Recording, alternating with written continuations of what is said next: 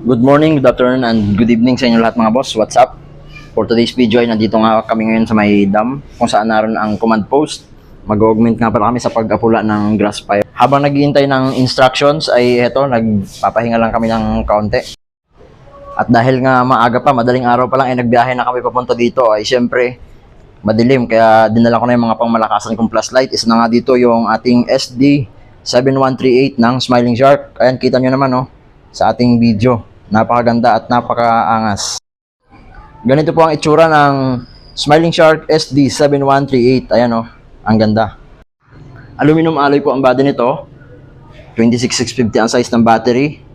Tatak Smiling Shark at rechargeable via Type-C USB cable. Ang maganda pa dito, telescopic zoomable na ito kaya pwedeng pang long range at pwedeng pang floodlight. Full charge pa itong flashlight mga boss. Tingnan nyo, apat na kulay blue pa ang umiilaw dyan sa kanyang battery indicator. The best pang patrolya mga boss, pang hiking, pang camping at pang emergency situations. Para may magamit sa panahon ng blackout.